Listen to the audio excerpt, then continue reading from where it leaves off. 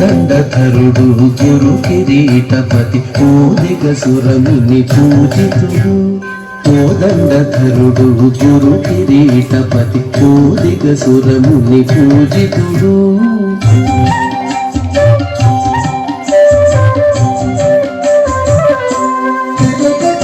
ఆదిమ పురుషుడు అంబుదవర్ణుడు మీదస చూపులు నించే చెలియ ఆదిమ పురుషుడు అంబుదవర్ణుడు చెలియ వీడివు అల విజయ రాఘవుడు కోడిమి కొలుగున పొగలి చెలియ కోడిమి కొలుగున పొగలి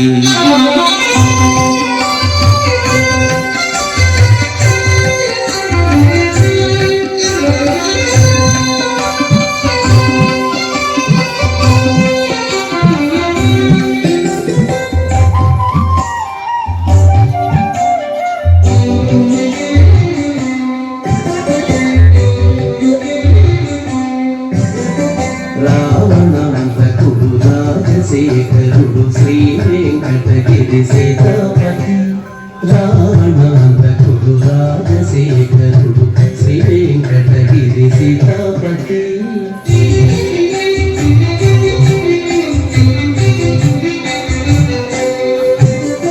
వారి పాటిలో వరమూర్తి తాని ఓవరి కొలుకిలో వరమూర్తి తాని ఓవరి కొలువున ఉన్నాడి చెలియా వీడివు అల విజయ రాఘవుడు కోడిమిగో అల విజయ రాఘవుడు కోడిమి కొలుగున పొదలి చెలియ కోడిమి కొలుగున పొదలి చెలియ కోడిమి కొలుగున పొదలి చెలియ కోడిమి కొలుగున పొదలి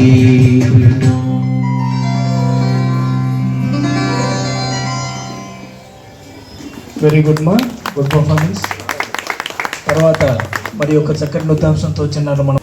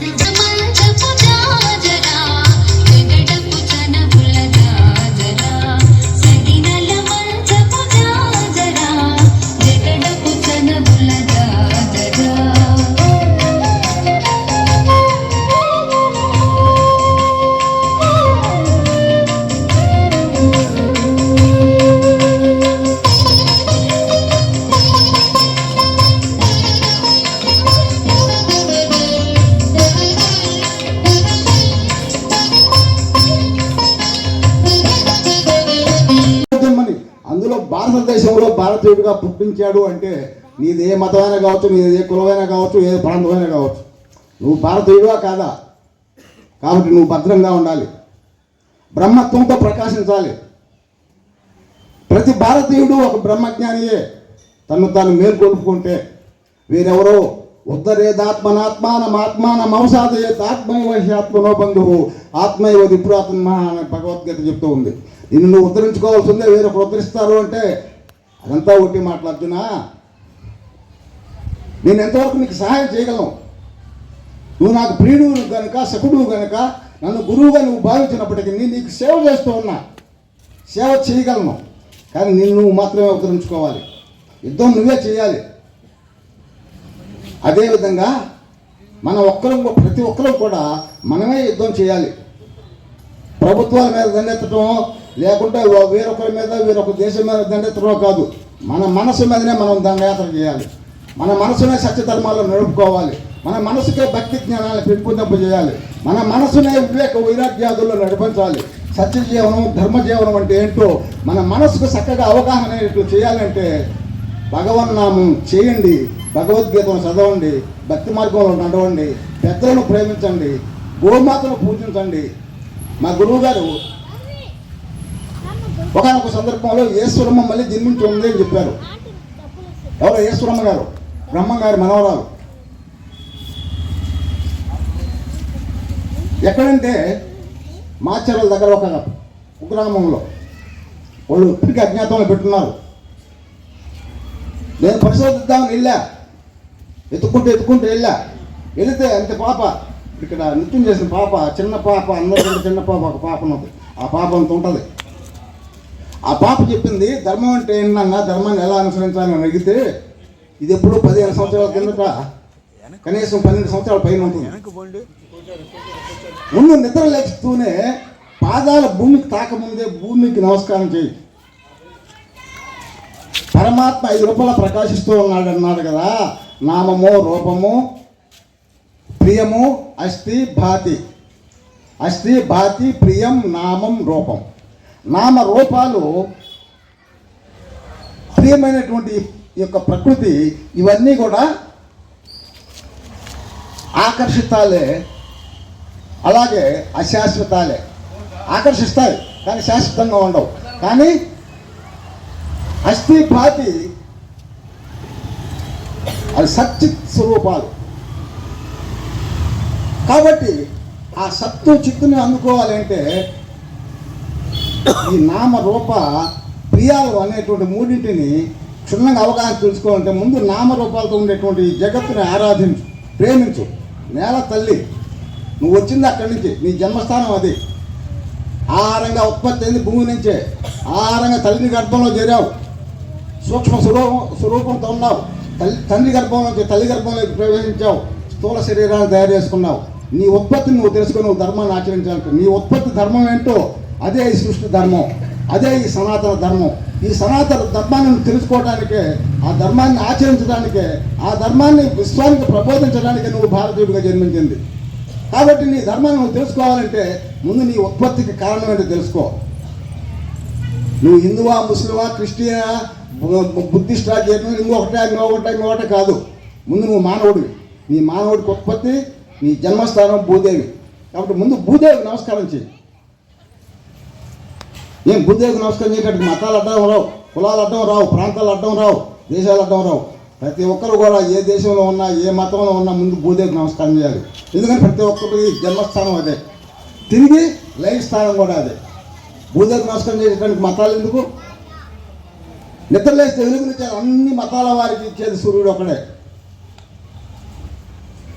అమ్మ తల్లి అయితే, భూదేవి తల్లి అయితే ఆయన తండ్రి లాంటి వాడు. తండ్రికి నమస్కారం చేసుకోవడానికి సిగ్గెందుకు?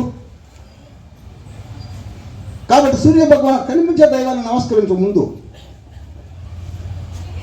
అలాగే అమ్మ గంగ, తాగేదానికి నీరే ప్రాణాధారం.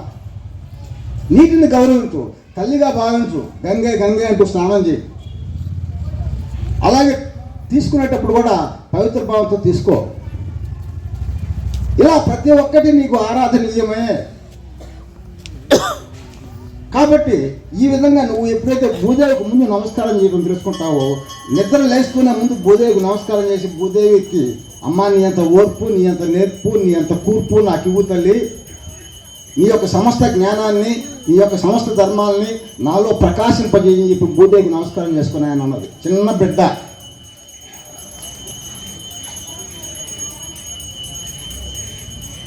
తర్వాత అమ్మ అన్న. తర్వాత అంటే నీకు జన్మనిచ్చిన తల్లిదండ్రులు ఉన్నారు కదా నాయన, తల్లిదండ్రులకు నమస్కారం చేసుకో. అది పూజారిని కానీ ఎవరికి ఆమెకు తెలియదు అసలు. ఆమె ఎవరు చిన్న పాప. నువ్వు గదినాయన సేవ చేసుకుంటూ ఉంటావు, భగవద్గీత చదువుకో, అన్నీ ఆయనే చూసుకుంటాడు. ఇలాంటి మహనీయులు మన దేశంలో కోకొల్లలు బయటపడకుండా, ప్రకటితం కాకుండా ఎంతోమంది ఉన్నారు. సనాతన ధర్మాన్ని పరిరక్షించేదానికి మన వంతు కర్తవ్యం మనం చేయటం. మన కుటుంబంలో ప్రతి ఒక్కరూ భగవద్గీత చదివేలా మనం తయారు చేయాలి. ఎత్ర గీత విచారశ్చ పఠనం పాఠనం శృతం తత్రామి నివసామి సదైవహి అని చెప్తుంది గీతాశాస్త్రం. ఎక్కడైతే గీత ప్రచారం చేస్తూ ఉన్నారో, చదువుతూ ఉన్నారో, పారాయణ చేస్తూ ఉన్నారో, వింటూ ఉన్నారో, చర్చించుకుంటూ ఉన్నారో అక్కడ సమస్త దేవీ దేవతలు కొలువై ఉంటారట. సమస్త నదీ నదాలు, సమస్త ఋషులు, సమస్త దేవతలు, సాక్షాత్తు శ్రీకృష్ణ భగవానుడు అక్కడ ఉంటారట. కాబట్టి గీతను పట్టుకోండి, మీ తల రాతను మార్చుకోండి, సత్యాన్ని తెలుసుకోండి, ధర్మాన్ని అనుసరించండి. మన భారతీయ సనాతన ధర్మానికి ప్రతినిధులుగా ప్రతి ఒక్కరూ మారాలి.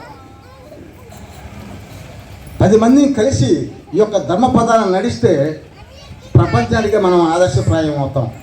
కాబట్టి సత్యమేవ జయతే, ధర్మో రక్షతి రక్షిత. హరి ఓం తత్సత్. గురుదేవ దత్త.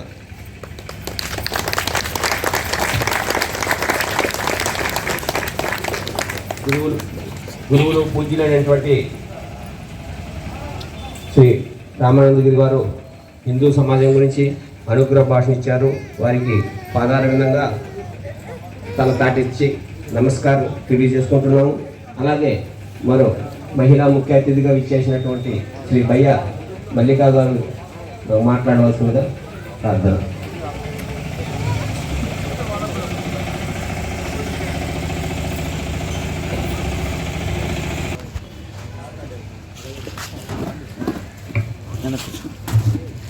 వేదికను అలంకరించినటువంటి పూజ్యులు గౌరవనీయులు శ్రీ రామానందగిరి స్వామీజీ గారికి మరియు మరో అతిథి డాక్టర్ భరత్ గారికి నా నమస్కారాలు. అలాగే వేదిక ముందు ఉన్న హిందూ బంధు సోదర సోదరీమణులకి నా నమస్కారాలు. రేపటి భవిష్యత్తుకి ఆశాదీపాలైనటువంటి చిన్నారులకి నా ఆశీస్సులు. నా పేరు బయ్యా మల్లిక, సింహపురి కార్తీక దీపోత్సవ సమితి ప్రధాన కార్యదర్శిని. మా వారి పేరు బయ్యా వెంకట రవికుమార్ గారు, ఆర్ఎస్ఎస్లో జిల్లా సంఘచాలకు బాధ్యత. ప్రపంచంలో చూసుకోండి, ఎన్నో దేశాలు దాడులకు గురైంది. అలాంటి దేశాలు కనుమరుగైపోయి ఉన్నాయి. అలానే భారతదేశం మీద కూడా ఎన్నో దాడులు జరిగింది. ఎన్నో దాడులు జరిగినా కూడా భారతదేశం ముందు ఇప్పటిదాకా నిలబడింది. దీనికి కారణం ఏంటి అంటే మన సనాతన ధర్మం. సనాతన ధర్మం అంటే ఏందో మనం అనుకున్నాం, ఇప్పుడు వచ్చింది, ఇప్పటికిప్పుడు వచ్చింది, 4 రోజులు ఉండి పోతుంది, కాలానుగుణంగా వస్తుంది పోతుంది కాదు. కొన్ని వేల సంవత్సరాల నుంచి కూడా మనం ఆచరిస్తున్న, యుగాల నుంచి కూడా పాటిస్తున్న ధర్మమే సనాతన ధర్మం. సూర్యుడు తూర్పున ఉదయిస్తాడు, పడమ అస్తమిస్తాడు. నదులన్నీ నిరంతరాయంగా ప్రవహిస్తూనే ఉంటాయి. తల్లి బిడ్డల్ని ప్రేమిస్తుంది. ఇది ఎంతవరకు నిజమో ఈ సనాతన ధర్మం కూడా మారకుండా అలానే ఉంది. దీనిలో ఎటువంటి మార్పు లేదు. రాజ్యాలు వస్తున్నాయి పోతున్నాయి, విదేశీయులు వచ్చారు పరిపాలించారు పోయారు, ఎన్నో నాగరికతలు మారినాయి. మన సంస్కృతి మాత్రం మారలేదు. దీనికి కారణం మనం ఆచరించే విధానమే, జీవన విధానమే సనాతన ధర్మం. ఈ సనాతన ధర్మం మన భారతదేశం వేదాలకు పుట్టినిల్లు. వేదాల నుంచి, మన శబ్దాల నుంచి మన ఓంకారం నేర్చుకున్నాం. ఓంకారం నుంచి మన మాటలు నేర్చుకున్నాం. మాటల నుంచి మనం స్తుతించడం నేర్చుకున్నాం. మన భూమి దేవతలు నడిచిన భూమి. అందుకే దేవభూమి, కర్మభూమి, యోగభూమి అంటారు. దేవతలు స్వయంగా ఉన్న భూమి కాబట్టే మన భారతదేశం ఆరాధనీయమైంది. ఎంతోమంది విదేశీయులకు కూడా భారతదేశం మీద ఒక చూపు ఉంది. ఏమిటి ఇంత పవిత్రత ఉంది భారతదేశంలో? మనమందరం కూడా భారతదేశంలో పుట్టినందుకు గర్వించాలి. ధర్మం అంటే ఏంటి? ధర్మం అంటే మనం ఉన్నా లేకపోయినా, మన చుట్టూ సమాజం ఉన్నా లేకపోయినా, మనం ఎప్పుడు తప్పుడు మార్గం ఆలోచించకూడదు. మనం చేసేదే కరెక్ట్గా ఉండాలా. ఎవరున్నా చూసినా చూడకపోయినా మనం నిజంగా తప్పు చేయకుండా ఉండడమే ధర్మం. ఆ ధర్మాన్ని మనం ఆచరించాలి. భారతదేశం మీదకి విదేశీయులు దండయాత్ర చేస్తూ వచ్చారు. వాళ్ళ మారణాయుధాలతో దండయాత్రలు చేశారు. కానీ భారతదేశం చెక్కు చెదరలేదు. కారణం ఏందని ఆలోచించారు. కారణం ఏందయ్యా అంటే కుటుంబ వ్యవస్థ. మనం ఆచరించే కుటుంబ విధానాలే దానికి మూలం అనుకున్నారు. అందుకే దీన్ని చెడపాలని, ఈ కుటుంబ వ్యవస్థని నాశనం చేయాలని చెప్పి విదేశీ సంస్కృతులు మనలో వచ్చాయి. విదేశీయులు మాత్రం హ్యాపీగా మనలా భజనలు చేస్తున్నారు, మనలా హరినామ స్మరణ చేస్తున్నారు, భజనలు చేస్తున్నారు. చక్కగా కట్టు బొట్టు కట్టుకొని, చీరలు కట్టుకొని, గాజులు వేసుకొని, బొట్టు పెట్టుకొని భజనలు చేస్తున్నారు. మనం మాత్రం విదేశీయులకి బాగా అలవాటు పడిపోయి ఆ సంస్కృతి చాలా సునాయాసంగా ఉండటంతో దానికి అలవాటు పడిపోయాం. కానీ మనం అలా ఉండకూడదు. విదేశీ సంస్కృతి మనకి ఎంత కావాలో అంతే వాడుకోవాలి. మనకి ఫ్యూచర్ కావాలా, భవిష్యత్తు కావాలా, టెక్నాలజీ కావాలా, మన దగ్గర అయితే లేనిదైతే కాదు. ఇంకా అప్డేటెడ్ వర్షన్